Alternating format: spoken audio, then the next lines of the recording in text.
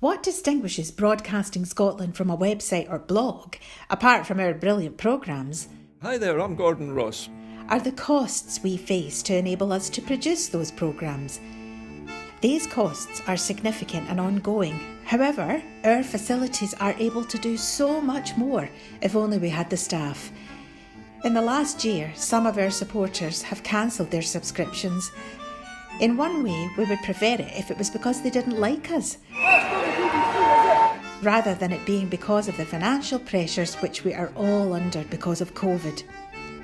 The really positive outcome of our fundraiser is that at a time of economic challenge in Scotland, we will use your donations to create jobs and in a small way contribute to improving the Scottish economy.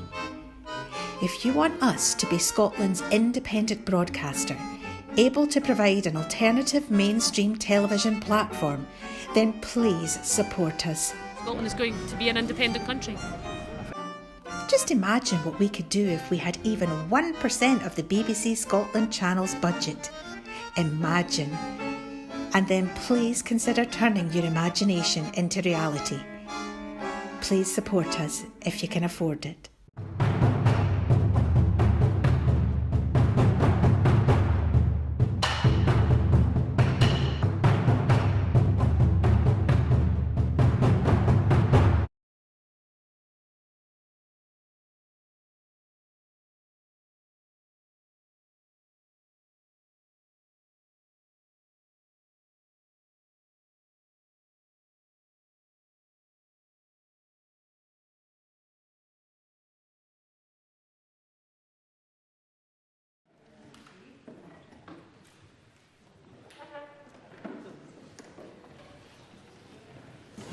Good morning.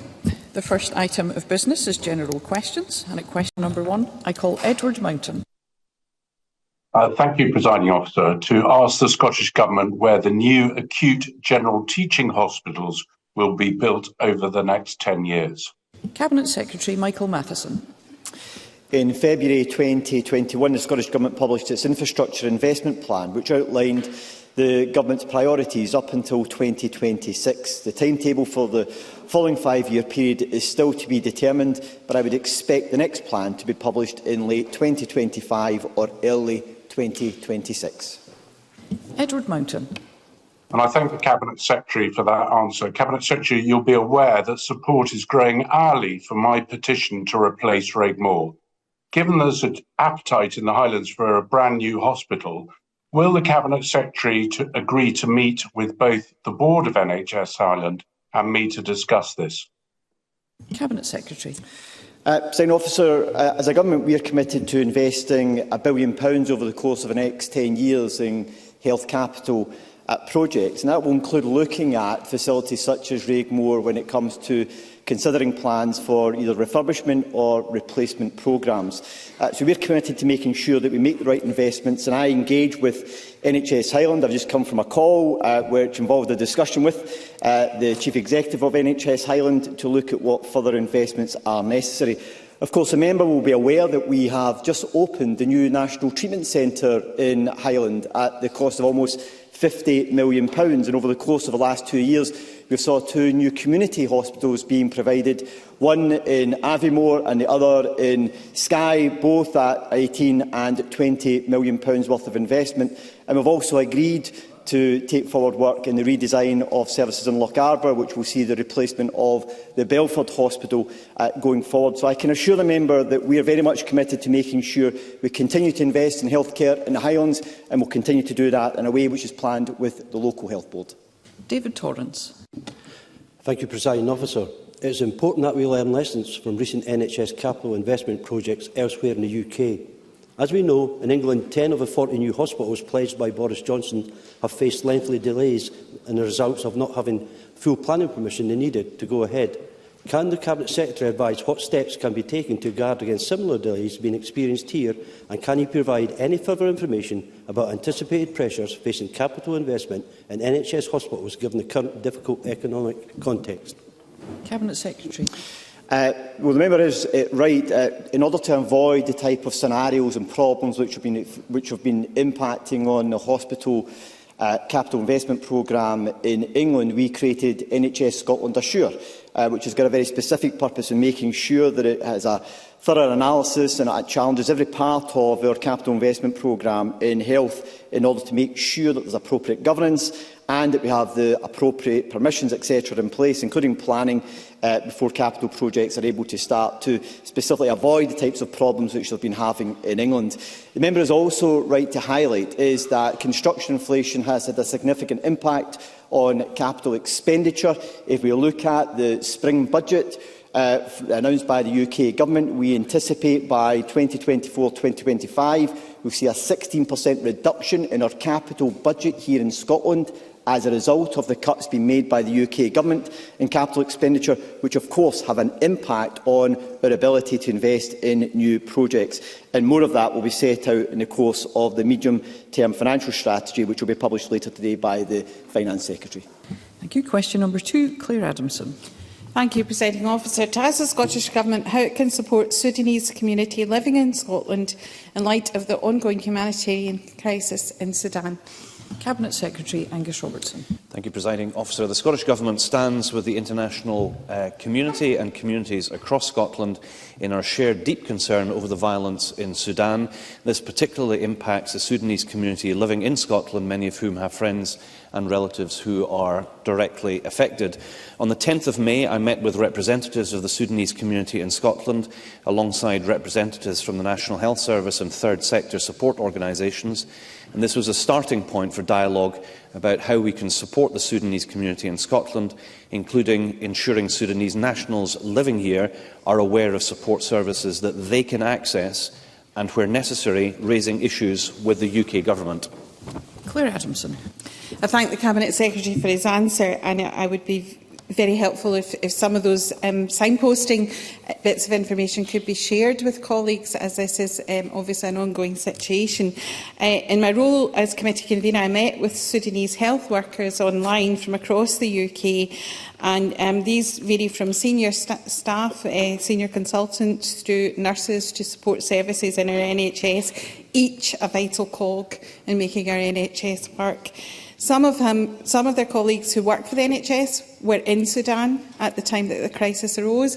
Others have gone back to bring friends and family to safety, particularly elderly parents and children, but they find themselves now in Egypt and Dubai unable to obtain family visas. Can the Cabinet Secretary ensure that he is making these representations to the Home Office about the situation, as these are vital workers in our communities?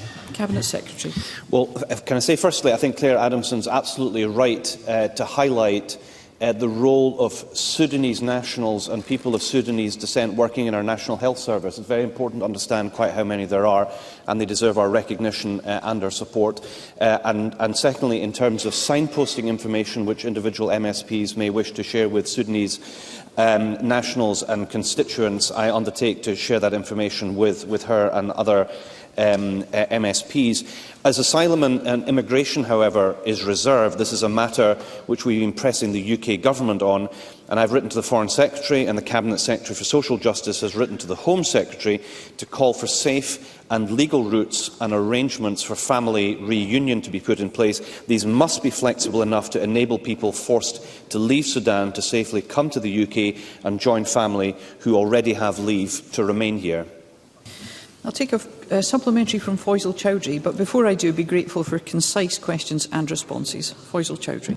Thank you, Presiding Officer. The situation in Sudan is not improving. Almost 1 million people have been displaced just 1 month into conflict, and neighbouring countries are already overwhelmed with refugees. What discussion have the Scottish Government had with the UK Government about the possible influx of the refugees coming from Sudan if the conflict continues indefinitely? Cabinet Secretary. Well, Faisal Chowdhury will have heard my previous answer when I talked about the communication between myself and the UK Government, my Cabinet Secretary colleague and the Home Office on this question. He's absolutely right to ask this question. What is it that we can do to help families come together in this time of need? And I'll be happy to work with him and colleagues across the Chamber to do what we can to impress on the UK Government their responsibility to make sure that this can happen. Question number 3, Collette Stevenson. Thank you, Presiding Officer. To ask the Scottish Government when it last met with South Lanarkshire Health and Social Care Partnership and what was discussed. Minister Jenny Minto. Thank you, Presiding Officer. Ministers and Scottish Government officials regularly meet with representatives of all health and social care partnerships, including South Lanarkshire, to discuss matters of importance to local people. The Cabinet Secretary chaired an introductory meeting with the Integration Joint Board Chief Officers, Chairs and Vice-Chairs on Wednesday the 17th of May, and a representative of South Lanarkshire IGB was in attendance. Integration progress and priorities and seasonal planning were discussed. Collette Stevenson. I thank the Minister for that response. Can the Minister provide an update on the Scottish Government's work to support the provision of palliative care, as well as on discussions with the hospice sector on a potential budget uplift to help retain and hire new staff? As the Minister knows, Kilbride Hospice in East Kilbride is Scotland's youngest hospice, and they don't yet have the same legacy donations as others do. So would the Minister or officials be able to meet with representatives of Kilbride Hospice to discuss their unique situation? Minister. The Scottish Government is considering the issues that the hospice sector raised at its meeting in March with the then Cabinet Secretary for Health and Social Care and Minister for Public Health, Women's Health and Sport, including immediate and longer-term funding issues. It is the responsibility of the IGBs to plan and commission adult palliative and end-of-life care services for their areas using the integrated budgets under their control. My officials are therefore engaging with health and social care partnerships and with the Scottish hospice sector representatives in relation to these issues, and have also met separately with Kilbride Hospice on the 10th of May to hear of their specific concerns. Thank you. Graham Simpson. Thank you. Kilbride Hospice and all other hospices are facing a funding crisis. There's just a third of their money is statutorily given, the rest being having to be raised. So when is the hospice sector actually going to find out for definite how much money they're going to get from government? Minister. I thank Graham Simpson for that question. My officials are working as we speak with regards to looking at the issues that are and the concerns that the hospice sector have in Scotland, and I'm looking forward to working more closely and also visiting some of the hospices to understand directly their concerns. Question number 4, Brian Whittle. Thank you, Presiding Officer. To ask the Scottish Government how it is ensuring that opportunities for continuing professional development are regularly available to our healthcare professionals. Cabinet Secretary Michael Matheson. NHS Scotland staff have access to good quality training and professional development opportunities, both through clinical training and our tourist learning platform. All staff can expect support from their employer to help them acquire new skills to meet the demands of their posts. Our personal development planning and review policy is being refreshed as part of the Ones for Scotland policy programme, ensuring learning opportunities are available to NHS Scotland staff. An Agenda for Change review is also being conducted, where protected time for learning is an immediate priority area. Brian Whittle. I thank the Cabinet Secretary for that answer. I think throughout my time on Health and Sport Committee, as well as petitions, there were consistent calls for GPs and healthcare professionals to receive more information on a range of conditions like ME or Lyme disease or Huntington's. In COVID recovery, there is a call for GPs to receive specific training to recognise long COVID. However, regular CPD sessions stopped during COVID as our healthcare professionals dealt with a single issue. Cabinet Secretary, the Chief Executive Ursula Nairn told me that we must restore CPD opportunities for GPs if we are to retain them. So what will the Scottish Government do to restore these opportunities for CPD for our GPs and give them the tools they require to ensure the very best of healthcare? Cabinet Secretary. Well, Presiding Officer, we provide a range of training opportunities, and NES have a considerable level of online programmes which are available, including in-person training as well, which are for healthcare professionals, including general practitioners, covering a range of areas. And also, general practitioners, as part of their own CPD work, have a requirement to make sure that they maintain a knowledge of new and developing conditions as well. But clearly, as we recover from the pandemic, scope for greater provision of training is an area we want to see further progress on, which is why, through some of the work we're doing through Once for Scotland and also through the Agenda for Change review, is to make sure that we're providing a much broader range of training available to healthcare professionals right across NHS Scotland. Thank you. Question number 5, Katie Clark. To ask the Scottish Government what steps it is taking to modernise the fire estate. Minister Siobhan Brown. Thank you, Presiding Officer. Steps to modernise the fire service estate are decisions for the Scottish Fire and Rescue Service to make. The Scottish Government has provided a capital budget of $32.5 million for 23 to 24, and the allocation of this capital budget, including whether to prioritise fleet equipment or the fire service estate, is a matter for the Scottish Fire Rescue Service. Katie Clark. This month's Freedom of Information responses to my office confirmed the poor state of Scotland's fire estate, with around 45% of fire stations assessed as being either in bad or poor condition. 4 fire stations are known to have no running water and many have inadequate showering facilities, although we know the toxins which firefighters come into contact with are carcinogenic. The Scottish Fire and Rescue Service is failing its duty of care towards firefighters. So will the Scottish Government commit to an emergency funding package to address these issues? Minister.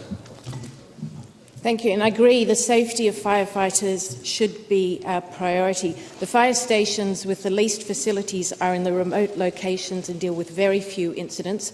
The Scottish Fire Rescue Service have introduced procedures to ensure firefighters in these locations have workable solutions to ensure contaminated PPE is dealt with safely. Bill Kidd. Thank you, Presiding Officer. I recently had the pleasure of bringing my members' debate to the Chamber to recognise Firefighters Memorial Day and support the FBU's Decon campaign. However, there is also widespread support from the STUC, Scottish Hazards and many other individual trade unions for health and safety legislation to be devolved to the Scottish Parliament. Given the Tories' race to the bottom when it comes to workers' rights and the disappointment over Labour's parking the idea during the Smith Commission, does the Minister support these calls and will she press the UK Government to support them? Minister. I thank the member for the question. The FBU Decons campaign highlights exactly why we need health and safety powers devolved to this Parliament as a matter of urgency. So I'm happy to support the call. Question number 6 has been withdrawn. Question number 7, Evelyn Tweed.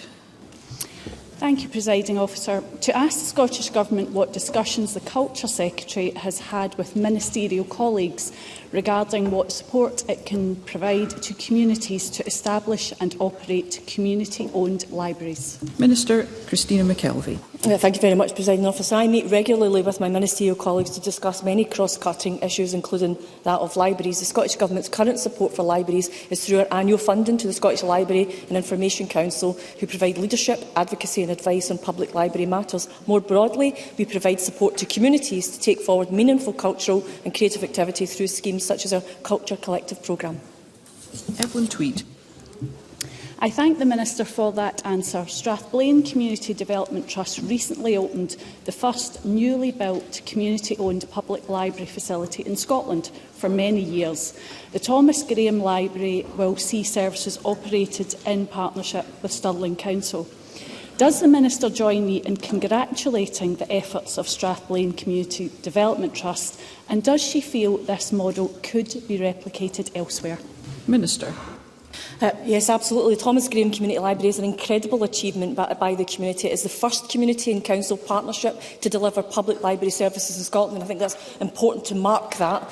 Libraries are a part of Scotland's social fabric. They have a long-standing reputation as a safe place and is free and open to all, meaning that they are uniquely placed in communities across Scotland and are capable of promoting meaningful change. I know that the Thomas Graham Community Library is a sustainable model and one which the Scottish Library and Information Council was keen to encourage, and I congratulate them on the work that they're doing, and hopefully we'll be replicating that across the board. Cheers. Question number 8, Sharon Dowie. Presiding Officer, to ask the Scottish Government what action is being taken to improve patient access to dental services. Minister Jenny Minto. We are working closely with the dental sector to ensure it has the support necessary to offer access to NHS care for patients.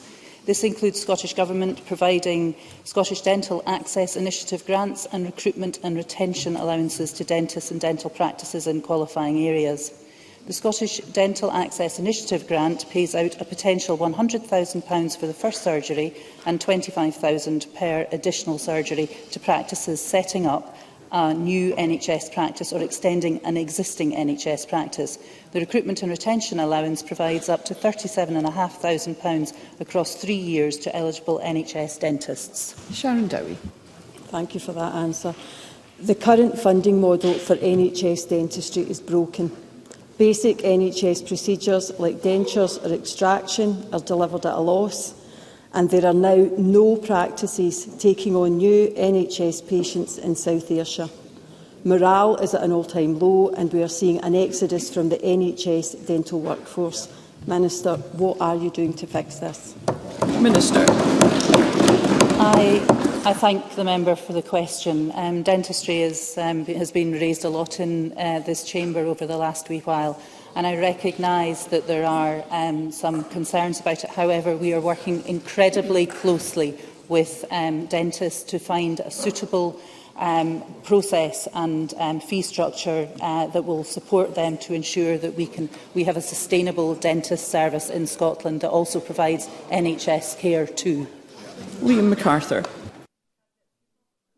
The Minister for her early comment in relation to recruitment and retention. She'll recognise there are particular issues in rural and island areas. So could she give her a reassurance that any allowance, any support for recruitment and retention will not be spread so thinly as to be ineffective in terms of delivering the additional capacity we need in rural and island areas? Minister. I thank the member for his question.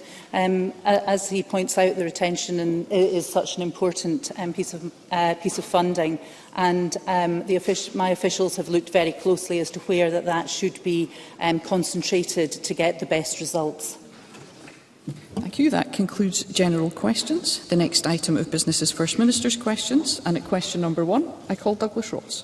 Thank you very much, Presiding Officer. And can I remind the Chamber that my wife is a serving police officer in Police Scotland. And let me be clear, the vast majority of Scotland's frontline police officers do a fantastic job under incredible pressures.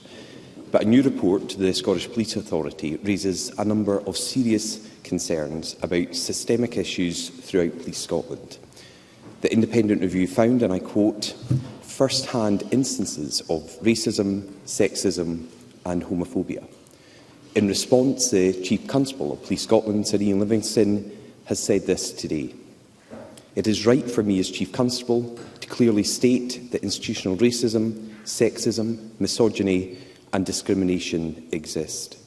He continued, Police Scotland is institutionally discriminatory and racist. Can I ask the First Minister for his response to the Chief Constable's statement? First Minister. Can I thank Douglas Ross for raising this issue? Can I first and foremost commend Sir Ian Livingstone, the Chief Constable of Police Scotland, for acknowledging institutional racism and indeed misogyny and other discriminatory behaviours within Police Scotland. That is the first step that is required in order to then dismantle those institutional and structural barriers that exist.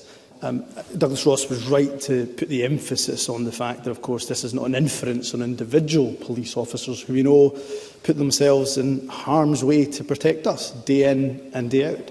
But there is no doubt that institutional racism exists in our society.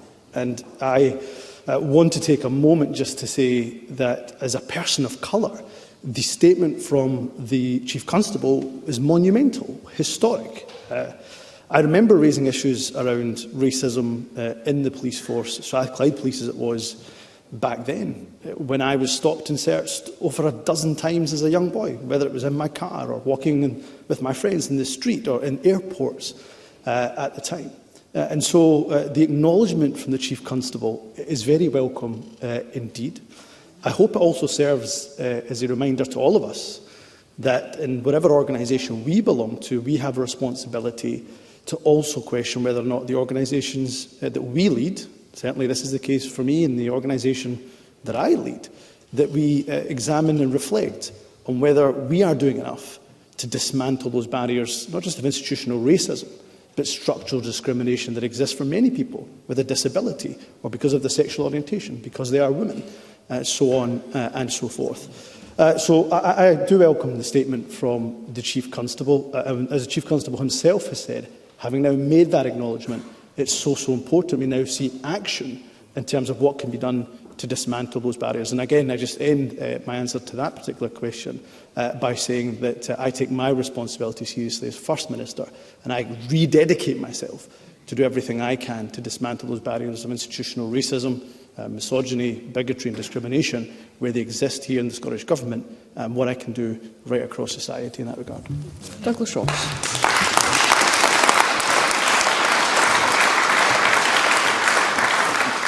The Chief Constable also said this today. When an organisation doesn't have all the necessary policies, processes, practices and systems in place to ensure it doesn't happen, it is an institutional matter. The SPA report also found, and I quote, significant concerns about the absence of effective performance management systems during the first decade of Police Scotland's existence. So the problem here is wider, it is systemic, it starts far away from the front line with the management and the leadership. Does the First Minister agree, and given that he has just rededicated himself to tackling this issue, what urgent action will his government take in response to the SPA report and the Chief Constable's statement today? First Minister.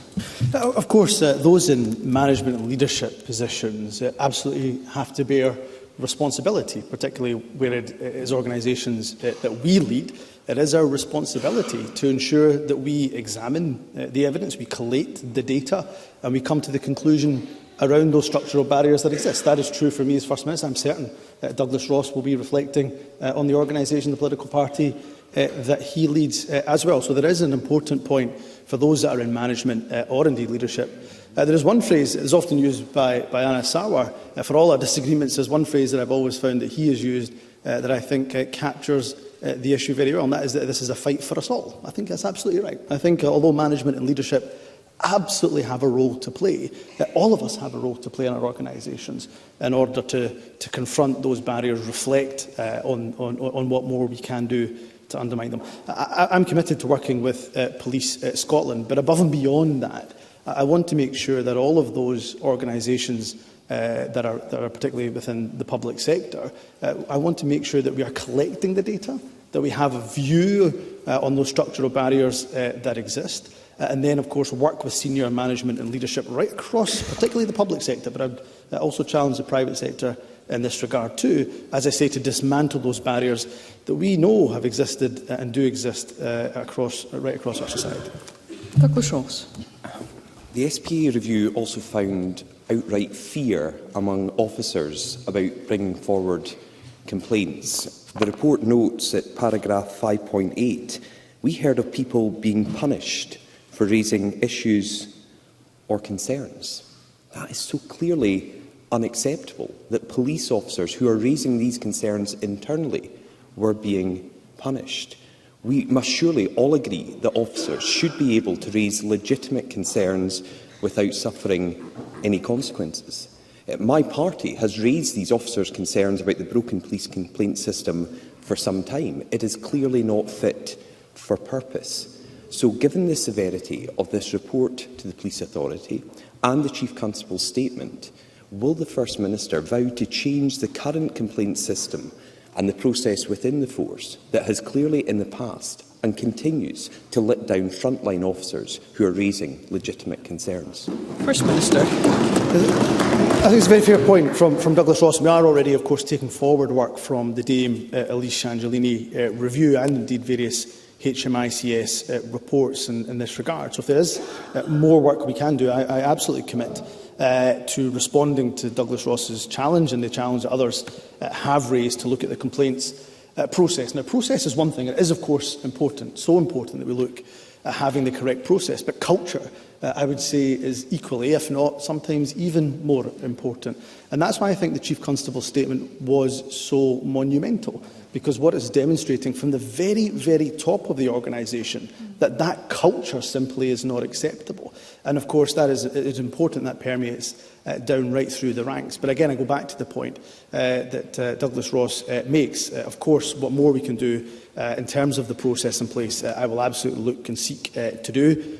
We are, as I say, taking forward the recommendations of the Dame Elise Angelini review and various HMICS reports in this regard. But I do welcome the statement from the Chief Constable. It's more than just process being important, of course, but of course culture is vital too.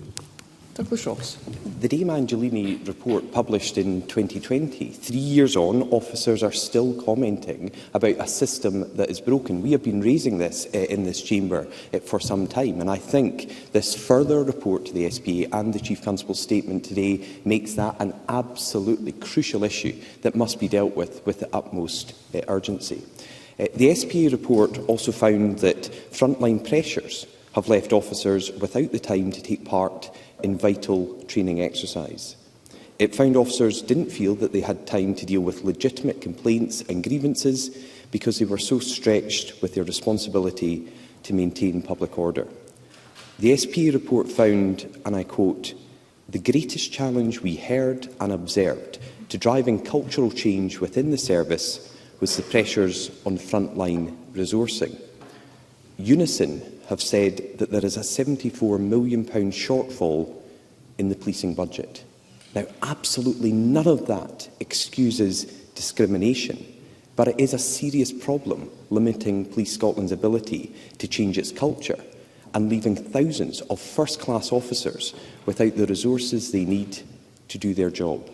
So does the First Minister accept that Scotland's police officers are being asked to do too much with too little? First Minister. I don't agree with that characterisation, and can I emphasise and re-emphasise a point that Douglas Ross just made? Of course, funding, and Douglas Ross is absolutely within his rights to question us in relation to our funding. That can never be an excuse for institutional racism, institutional misogyny, institutional discrimination, wherever it exists. And that is a point, in fairness, Douglas Ross himself has made, but I just want to re-emphasise. In terms of the funding that we provide for Police Scotland, despite UK Government austerity over the years, we've increased police funding year on year since 2016. We've invested more than £11.6 billion in policing since the creation of Police Scotland in 2013. In terms of police officer numbers, of course, these are matters operational for the Chief Constable, but the latest data, the latest comparable data that we have shows that there's 30 police officers per 10,000 in Scotland. Compares favourably to 24 officers per 10,000 in other parts of the UK and England and in Wales. In terms of what more we can do to reduce the burden on police officers, which again is a very fair and legitimate point for Douglas Ross to raise, we're doing a fair bit of work in relation to the call-outs in terms of mental health that police officers often have to tend, which we know takes up a significant amount of their time. I'm happy to write to Douglas Ross with detail of that work that we are progressing. In terms of going back to the crux of the questions that Douglas Ross is asking, we have been working alongside policing partners to deliver Dame Elise Angelini's recommendations. To date, 58 of those recommendations have been delivered, and given the urgency of this issue, the Government will introduce later this year the Police Complaints and Misconduct Handling Bill to deliver on those recommendations. But I go back to the central point that I think everybody will agree with. It is so important that the acknowledgement of institutional racism and other discriminatory behaviours is recognised. What is really important is to then work together to ensure that we dismantle those barriers. I'm certainly committed to doing that. I've got no doubt the Chief Constable is, and I'm certain whoever succeeds him in his role will also look to do that too. Thank you. Question number 2, Anna Sarwar. Presiding Officer, myself, the First Minister and many others have been campaigning on the issue of racism, prejudice and hate for many, many years, and I don't think we can downplay the significance of the bold statement from the Chief Constable today. But I think it's important to emphasise there is not a single organisation or institution that is immune to prejudice. So what we must see is not just the words, although they are important, but it must inspire action. And as the First Minister has said, that is a responsibility for each and every single one of us. Presiding Officer, there is a culture of secrecy and cover-up at the heart of this dysfunctional and incompetent SNP government. The dodgy deal with Liberty Steel, the ferry fiasco, the symbolic deposit return scheme, even heartbreaking tragedies at the Queen Elizabeth, all shrouded in secrecy. But incompetence has consequences, whether it's hidden from view or not. Freedom of information laws are one of the last defences against SNP cover-up, but ministers are riding roughshod over these laws. But new data we are publishing today shows the number of FOI requests the Scottish Government has passed on to ministers for approval has risen fivefold. And once a case goes to ministers to sign off or to cover up, waiting times double, with 1 in every 6 FOI breaching legally binding response times. So can I ask the First Minister, what's he got to hide? First Minister. There is nothing to hide, and it is a sign of, I think, increasing desperation that Anna Sawar is relying on insinuation, relying on trying to throw as much mud as he possibly can to hope that things stick, taking that scattergun approach. But actually, of course, this government has a very good record when it comes to responding to freedom of information. We are one of the governments that has the most ambitious targets on these islands when it comes to, of course, responding to FOI legislation. Yes, there have undoubtedly been challenges. I was questioned on this issue at the last Conveners Group Committee meeting yesterday. I responded by saying I'm more than happy to review and to look at, to investigate what further the Scottish Government can do to ensure that we are the most transparent government on these islands. That is what we will seek to do. Thank you, and what members. I would say to Anna Sawar, there is, of course, legitimately a reason why ministers may have to sign off on freedom of information requests. I've made it very clear to our Cabinet Secretaries, to ministers, that when those approvals come up, that they should be, of course, signed off with urgency and with pace. And what I would say, Anna Sawar, of course, mentioned Ferguson Shipyard. In relation to transparency, of course, the Minister, the Cabinet Secretary, came at the earliest opportunity. As soon as that written authority was provided, he came at the first opportunity, took questions, made sure he answered those questions. That, presiding officer, is not hiding away. That is transparency in action. Anna Sawar. Presiding Officer, he says he's transparently hopeless is what people will see right across the country. Because what we pointed to was facts, and what he should do is listen to his own Information Commissioner. Because, Presiding Officer, the SNP despise transparency. At every turn, they cover up failure and instead of confronting it. No answers on what is going to happen to their shambolic deposit return scheme. No answers on the ferry fiasco, despite years of delays and millions of pounds overspent. No answers for families bereaved by the scandal at the Queen Elizabeth University Hospital. And bullying investigations kept secret. Now, I asked the last First Minister to share the outcome of Fergus Ewing's bullying investigation, and she said it was legally impossible. But Hamza Yusuf has now suggested he's had a change of heart.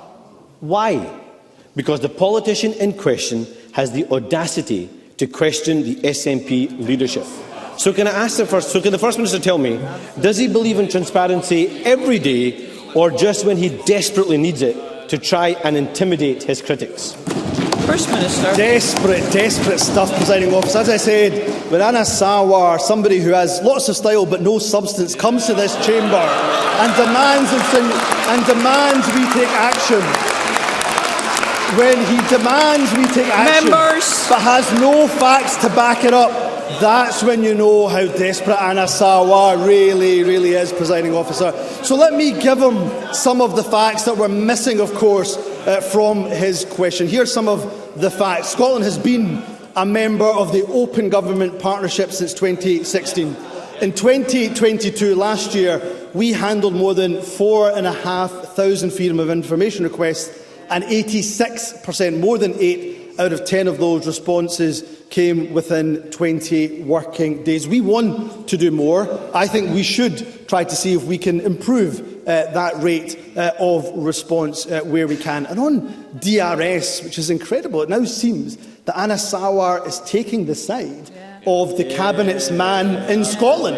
He is taking the side of the party that is determined to undermine devolution. Anna Sawar,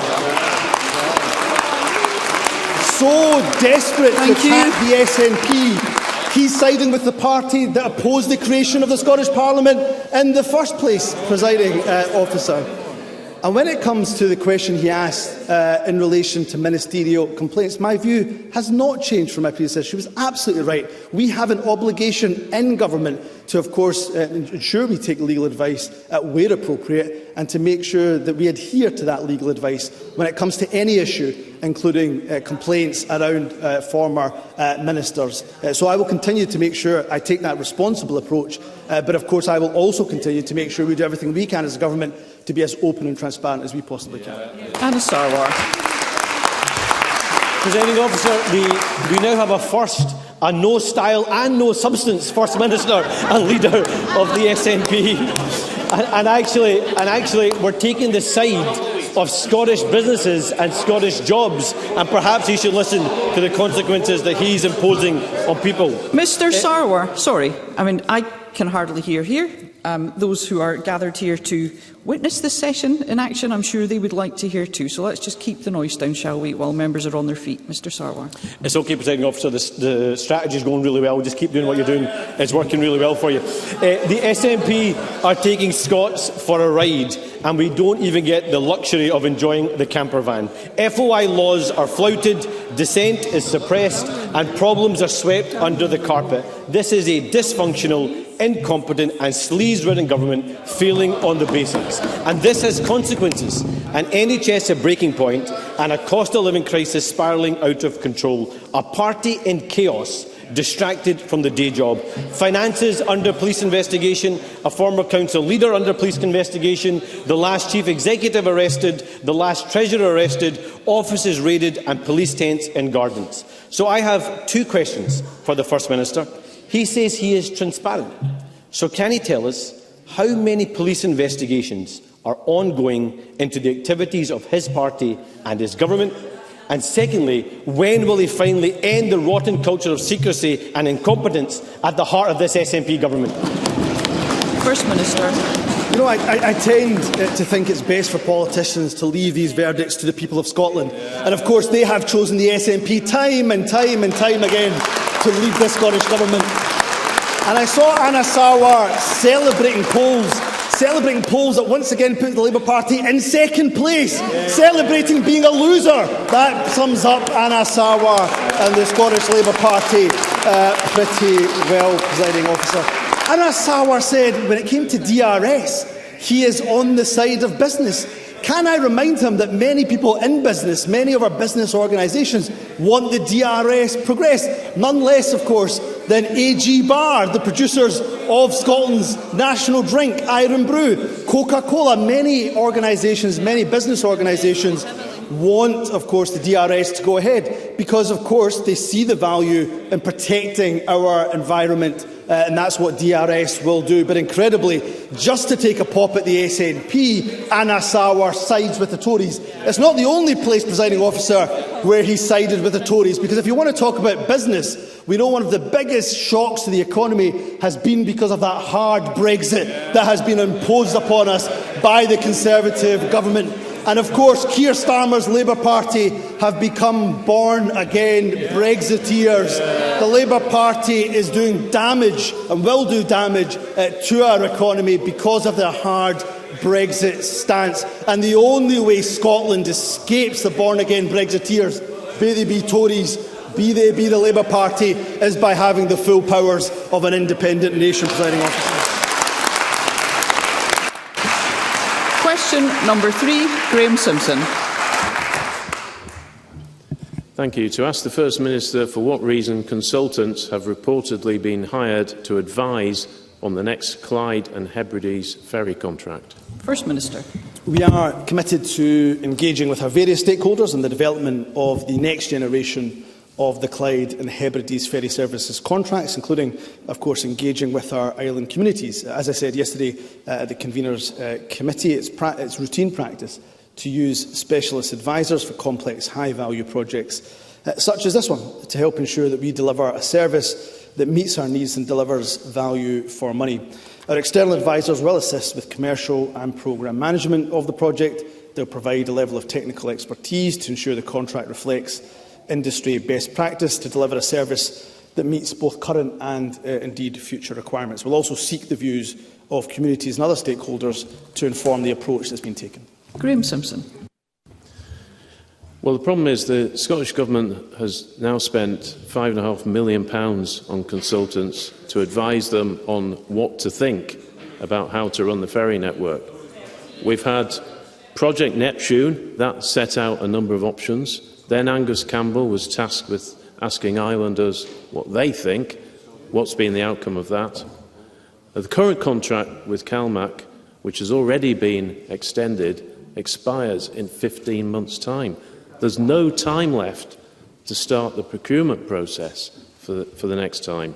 The government's approach has been all dither, delay and incompetence. Absolutely. So, can the First Minister tell us if CalMac will be awarded another extension, and is he now considering a new operating model for how we run and procure ferries?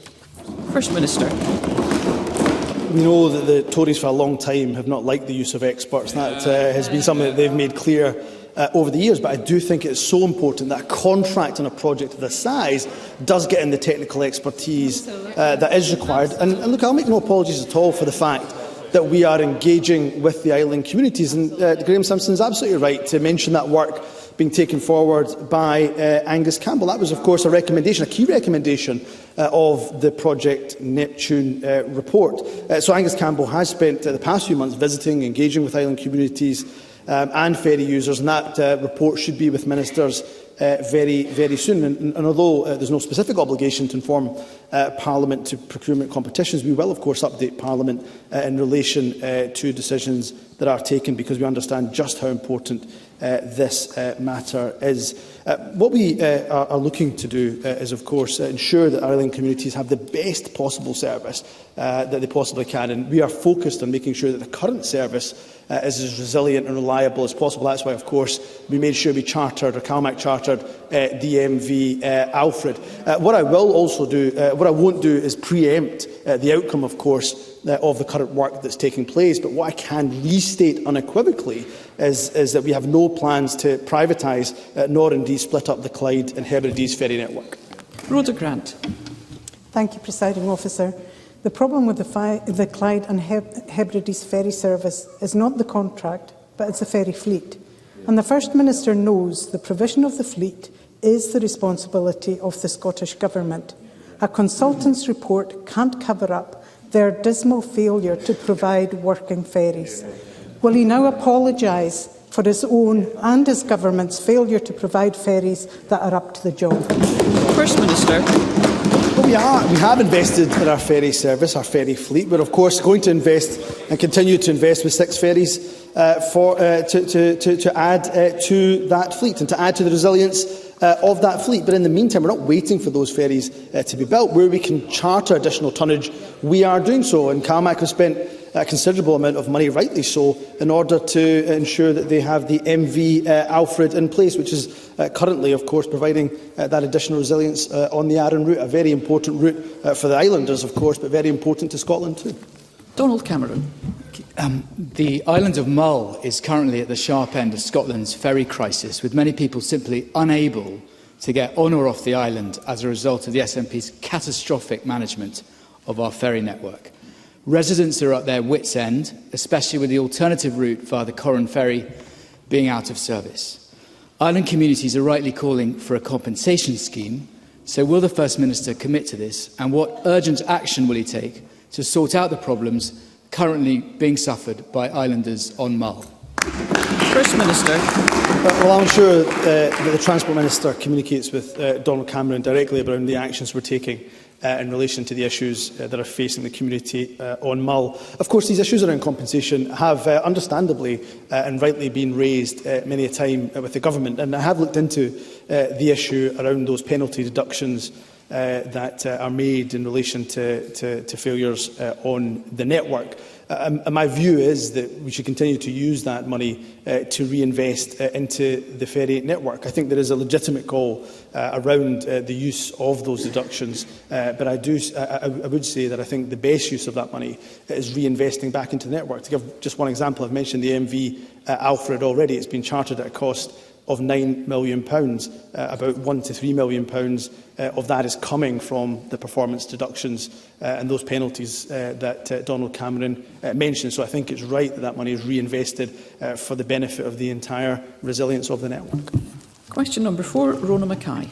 Thank you, Presiding Officer. To ask the First Minister what assessment the Scottish Government has made of the role of social media in encouraging violence towards pupils and teachers in schools. First Minister.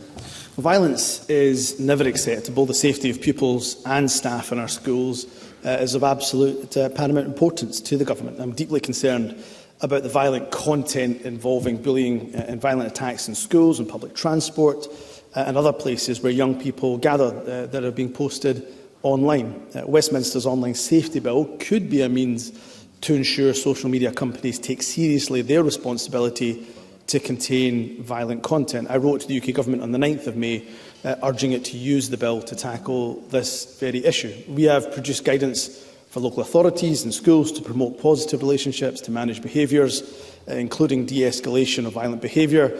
And as the Education Secretary announced yesterday, in the coming weeks she will convene a summit focused on tackling violence in schools. Rona Mackay. Thank the First Minister for the answer. The widespread use of apps like TikTok and Instagram broadcast violence beyond playground walls and leave staff vulnerable in ways they haven't been before. But, as you say, the Scottish Government is limited in its powers when it comes to online activity. Will the Scottish Government implore the UK Government to call on social media companies to improve their own standards and sanctions when it comes to removing material that promote violence? First Minister. Yes, and I'm happy to work as constructively as we possibly can with the UK Government on that matter. I think all of us in this chamber probably conclude rightly that online social media companies can do a lot more when it comes to violent content and when it comes to hateful content. Again, something I think members in this chamber have unfortunately been the subject of for many years. And while that regulatory responsibility for social media does lie with the UK Government, I'm very clear that providers do have a responsibility to enforce their own policies on harmful online content. We will also reflect on what more we can do, even though we don't have the regulatory powers to do so. We can maybe perhaps engage with social media companies at a ministerial level to see what more pressure we can apply so that, as I say, they live up to their own policies on harmful online content. Stephen Kerr. Yesterday, his government finally accepted the Scottish Conservatives' call for urgent action on violence and disruptive behaviour in schools. His Cabinet Secretary finally agreed that urgent action, not more talk, was needed to support Scotland's teachers and pupils. So will the First Minister make a commitment today that an action plan to tackle violence and disruption in schools will be in place for the start of the new school year in August? First Minister.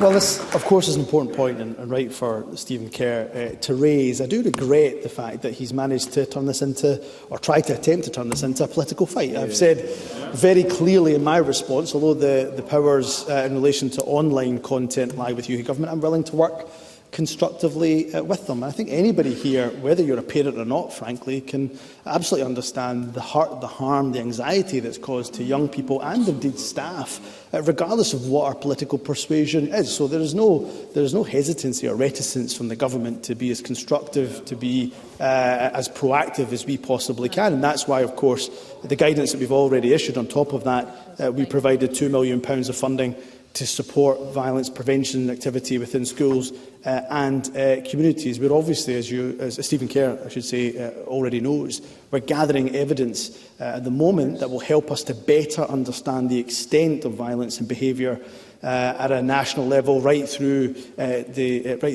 schools in Scotland. That started in February. I'll certainly reflect on what more we can do collectively before the school term starts. Question number 5, Clare Baker.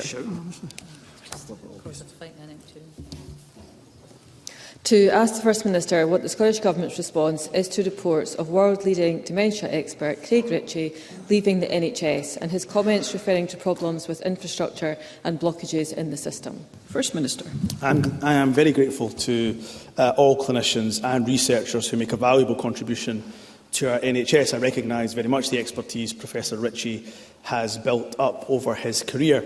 We share his ambition to improve interventions and support people with dementia, and I take his criticisms very seriously indeed. I've asked the Health Secretary to review and consider whether there's more that we need to do in these areas. Long waits to access dementia diagnosis and healthcare, they're not acceptable. That's why we allocated £6 million of ring-fence funding to dementia post-diagnostic support over the last 2 years. This is in addition to an estimated £2.2 billion that is spent on dementia across Scotland in 22-23 by local partnerships. That's a 14% increase since 2014. And we will publish our new dementia strategy just later this month, and our first 2-year delivery plan will be agreed with partners and people with a lived experience of dementia later this year.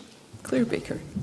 I thank the First Minister for that response. I'm pleased that he's going to take Craig Ritchie's comments seriously, because the new delayed strategy will be the 4th iteration, but many of the commitments in the past 12 years have seen slow delivery or haven't been achieved. For example, post-diagnostic support. And contributions to the national conversation on the new strategy highlighted a gap between Scotland's commitment on dementia policy and people's experience of care. So can the First Minister advise how the new dementia strategy will address these persistent gaps between rhetoric and reality, alongside delivering any new commitments on the strategy? And he does say the related strategy delivery plan will be by the end of the year. Can he give that as a firm commitment? Because we are still waiting on the original strategy, which is now late. First Minister. I will give a commitment, as I said, that we will publish our new dementia strategy later this month, and that first 2-year delivery plan will be agreed with partners and people with lived experience this year. I won't obviously preempt the strategy that's going to come out. I'm more than happy for the Government to commit to ensuring there's a full discussion, even a debate, on that important strategy. I thought from Professor Ritchie's comments there was a number of issues that Clare Baker has rightly raised that I think we need to make sure we are making even more progress on, particularly in relation to research. And I'm pleased to be able to say that the Chief Scientist's Office has funded dementia and neuroprogressive network. Its pathway, over 1,000 people were recruited to dementia trials in 21-22. I want to see what more we can do in order to progress research in relation to dementia. And the second issue that I thought Professor Ritchie was absolutely right to raise, and again Clare Baker right to challenge the Government on, is on diagnosis rates as well. So I've asked the Health Secretary to look at what more can be done to ensure that we have the data to hand to improve diagnosis rates as early as we possibly can for people with dementia. Christine Graham. Thank you very much, Presiding Officer. Following the sequence of answers to Clare Baker, can I refer to the review that the First Minister raised? Can I ask it addresses the comments by the Professor that there are tests which can detect amyloid, a major contributor to dementia, and drugs which can clear this, but that government infrastructure is not in place to deliver either of these? First Minister. Yes, of course, that is one of the key comments that was made by Professor Ritchie, again, which we will absolutely look at. And that's where the research side of things, of course, is so important. But on top of that, we're also quite keen to see what we can do in relation to increase the availability of medicines. We know there's not a drug that can cure dementia, unfortunately, and we hope that science will continue to make progress in relation to the fight against dementia, but where there are effective treatments or treatments that can be trialled, I'm really hopeful that there's more that we can do within our infrastructure to make them as widely as available as they possibly can be. Question number 6, Ross Greer. Thank you. To ask the First Minister what impact the Scottish Government's Nature Restoration Fund is having for communities on Arran. First Minister. The Nature Restoration Fund will provide £65 million over the course of this Parliament to multi-year, multi-partner projects to restore and regenerate nature and address climate change. To date, a total of £430,000 from the Fund's competitive scheme have been awarded to 3 projects on Arran: the Glen Habitat Restoration Project, the Duggery Estates Green Network Project and the support for the Coast Marine Restoration Project, all of which will bring benefits for both nature and local communities. North Ayrshire Council have also been directly allocated £356,000 since the fund's inception. We'll shortly be writing to local authorities confirming their allocations for 23-24. Local authorities, of course, make decisions about local biodiversity priorities in relation to this funding. Ross Greer. I thank the First Minister for that answer. Last Friday, I had the privilege of attending the launch of the RV Coast Explorer at Lanarkshire Bay, and I'm proud that that vessel was partly funded by £200,000 from the Nature Restoration Fund established by the Scottish Greens. Lanarkshire Bay's no-take zone, which was demanded and delivered by the local community, has had astounding success. It's a brilliant example of highly protecting marine area. It's seen a huge recovery in the marine environment, which is great for nature and marine tourism, and it's boosted the local fishing industry. Species like scallop and lobster in adjacent waters are now bigger and more plentiful. So can I ask the First Minister how the sustained success of Lanarkshire Bay's no-take zone will be taken on board in progressing HPMAs elsewhere? First Minister. I absolutely agree with Ross Greer. Lanarkshire Bay is a perfect example of exactly what we're looking to achieve throughout Scotland's seas, an engaged local community reaping the benefits from that increased marine protection. Some of those benefits are very well articulated by Ross Greer, and it's great to see funding to Coast, the Community of Arran Seabed Trust, from the Nature Restoration Fund, which has helped to support the purchase of the MV Coast Explorer. So there are lots of lessons for us to learn. Of course, we've had many a discussion and a debate in this chamber, and I suspect we'll have many more on the issue of highly protected marine areas. But I've made it very, very clear we want to engage with communities, and the Cabinet Secretary for Net Zero and the Just Transition, amongst others, will travel right across our island communities, our coastal communities, to engage with those individuals that could be affected by highly protected marine areas. And let's get to a place where the communities that want to see that further protection in their marine environment, that we are working with them to ensure marine sustainability for the future. Thank you. We're going to move to constituency and general supplementaries. I have several requests. I'm keen to get through them. I'd be grateful for concise questions and responses. And I call Collette Stevenson. Presiding Officer, the latest ONS figures show inflation has dipped slightly to 8.7%, but food prices continue accelerating at the fastest pace for 45 years. The UK cost of living crisis has been years in the making, with Tory austerity, welfare reforms and Brexit hammering household incomes. Can the First Minister confirm what the Scottish Government is doing within the limited powers and resources it has to shield people from the harm created in large part by the actions of the Tories in Westminster? First Minister. It is almost a weekly occurrence, Presiding Officer, that whenever poverty is mentioned, we hear groans from the Conservative benches. The cost of living is still far too high for too many families who are already struggling, of course, with the increasingly unaffordable cost of food, the increase in housing, the increase of bills, energy bills, for example, and everyday essentials after years and years of austerity, of a hard Brexit that's been imposed upon Scotland, and, of course, a complete and utter catastrophic economic mismanagement by the Tory government in London. So we will do everything we can within our powers, for example, delivering that game-changing Scottish Child Payment, tripling our fuel and security fund, providing free childcare to all 3- and 4-year-olds and eligible 2-year-olds, free bus travel to 2 million people. However, we know it's only with the full economic and fiscal powers of an independent nation can ministers use all those levers that other governments have to tackle inequalities. And just to give you one example, Presiding Officer, just the reversal of just a few of those regressive welfare decisions the UK government have made, if they just reversed a few of them, we could lift 70,000 people, including 30,000 children, out of poverty. Be in no doubt about it, Presiding Officer, this cost of living crisis that have plunged so many people into poverty is a political choice by the Conservative Party, and the only way out of it is by achieving our independence. Russell Finlay. Thank you, Presiding Officer. Mum of two, Jill Barclay, was beaten and raped by a stranger. Rhys Bennett then set her on fire while she was still alive. The judge described the 23-year-old's crimes as medieval in their barbarity. Yet his prison sentence was reduced due to new under-25 sentencing guidelines. So, can Humza Yousaf tell the people of Scotland whether he thinks these should apply in every single case, no matter how wicked or barbaric the crime? First Minister.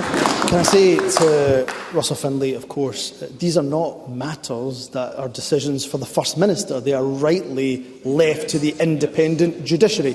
And they must always be thus, even in the most heinous, despicable cases, such as the case of Jill Barclay that has just been referenced by Russell Finlay.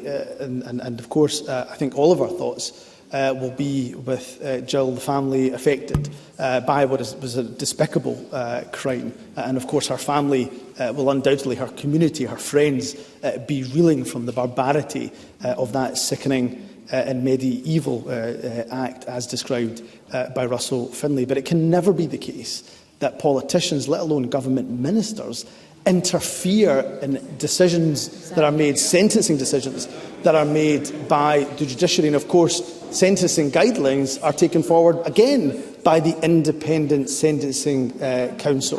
What I have said in relation to a previous case that has been raised with me as First Minister is that the Cabinet Secretary for Justice and Home Affairs, in her regular engagement with the Sentencing Council, has asked for more information around when those regular reviews of sentencing guidance will take place. And of course, I'm sure she'll be happy to keep the member informed of those discussions. Michael Mara. Thank you, Presiding Officer. This is a letter received by my constituent in July 2022 from this SNP government. It told her that surgery for lower pelvic prolapse should be completed within 1 year by order of Cabinet Secretary for Health, Humza Yousaf. My constituent has now waited for her surgery for 8.5 years. As a last resort, we spoke to the press about this deeply personal situation. That forced the hand of NHS Tayside, who will now pay for the private surgery. Why should it come to this, First Minister? 8.5 years, telling the most intimate details of your life to journalists. These were your guarantees. I now have 2 further cases of women in Tayside waiting years and years for this essential surgery. So how many women are waiting for treatment for lower pelvic prolapse, and for how long? Does he know? Is this another Tayside crisis? Or are women across Scotland suffering in silence? First Minister. Can I thank Michael Mara for raising what is an incredibly important issue, and the issue of lower pelvic prolapse, of course, affects many women right up and down the country. There is no doubt, of course, that we, of course, had challenges around our waiting times pre the pandemic, but I don't think there's any doubt by any objective measure that, of course, the pandemic, which has been the biggest shock our NHS has ever faced in its almost 75-year existence, has undoubtedly had a significant impact.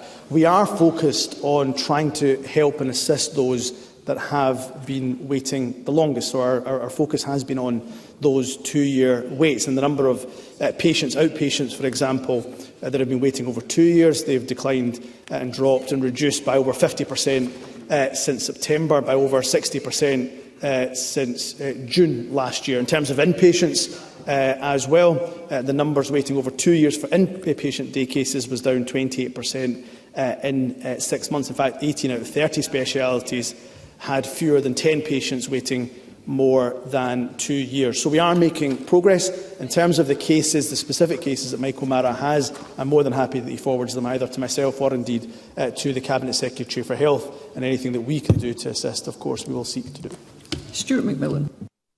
Thank you, Presiding Officer. The First Minister will be aware of the latest update from the Competition and Markets Authority indicating that global factors are not solely to blame for high fuel prices, with the evidence indicating that fuel margins have increased across the retail market over the past 4 years, but particularly for supermarkets.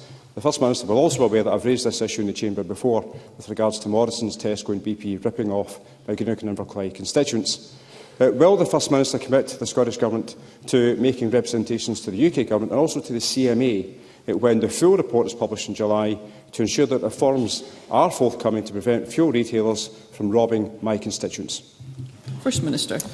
I will make representations as Stuart McMillan has asked me to do, and can I also commend Stuart McMillan for raising this issue consistently in this chamber on behalf of his constituents. There is simply no doubt that high fuel prices have contributed to the cost of living crisis for people and indeed for businesses right across Scotland. The Scottish Government has raised inconsistent pricing in between, for example, urban and rural areas, but in particular areas such as Inverclyde, and we've raised those issues with the Competition and Markets Authority as a key issue for investigation, but I'm happy to re-emphasise those points to the CMA. As such, I do welcome the latest update from the CMA and note that, as well as seeking more information from supermarkets on their role in the fuel market, they've indicated that their final report will cover that important issue of geographic variation in pricing. And as I say, I will make sure that if there's any further representations we can make, we will make them on this issue. Brian Whittle. Thank you, Presiding Officer. I met with the Chief Superintendent of Lanarkshire Police earlier this week, and of the many things we discussed around the increasing pressure on the police force, the fact that over 15,000 cases they attended last month, only 19% involved criminal activity was a bit of a surprise. Much of the rest of those cases were around mental health issues. I wanted to ask the First Minister if there's a recognition that cutting much of the other support services is putting an increased pressure on police time, especially at a time when they're having to cut the numbers in the streets. First Minister. Can I say we've, over the years, increased our spend on mental health quite considerably, actually, from this government. And in relation to particularly young people, we are ensuring that we are increasing the number of staff that we have that work in CAMS and in psychological services. Notwithstanding that, Brian Whittle is absolutely right to raise the issue of the amount of police time that is taken in relation to helping those with mental health challenges and vulnerabilities. Now, that is not great for the police and the police service. It's also, of course, not the best for the individual that is suffering from those mental health challenges too. So there's a range of work that we've done through the distress brief intervention, for example, the enhanced mental health pathway, and I'm happy to write to Brian Whittle, or I'm sure the Health Secretary writes to Brian Whittle with the detail, the various interventions that we have underway, but he can be absolutely assured the Cabinet Secretary for Health and indeed the Cabinet Secretary for Justice are working closely on this matter. And Colin Smith. Thank you, Presiding Officer. Over a period of 30 years, hundreds, maybe even thousands of little girls sent by the state to Fernethy House Residential School for care for nurturing were instead subjected to a catalogue of unimaginable mental, physical and, in some cases, sexual abuse. To date, none of the perpetrators of this abuse have been fully brought to justice. Dozens of those little girls, now women, are in Parliament today to listen to my members' debate on justice for the Fernethy survivors. Whilst they do not expect the First Minister to intervene in a police investigation, they do want to be listened to. So they've asked me to ask you, First Minister, if you'll personally meet with them, not necessarily today but soon, listen to their plight and give them that unequivocal assurance that what happened to those little girls will be properly acknowledged. That is surely the least we can do. First Minister.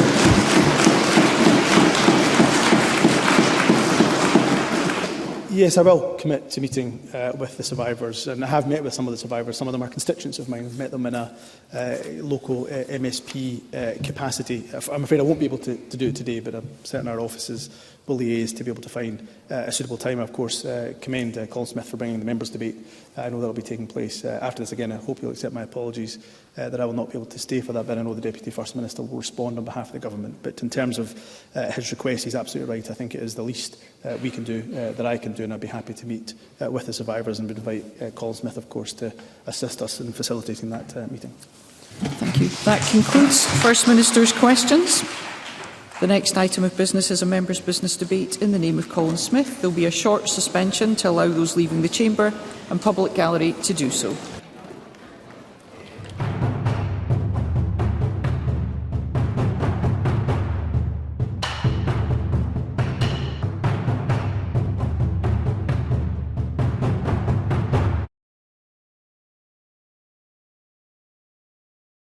What distinguishes Broadcasting Scotland from a website or blog, apart from our brilliant programmes?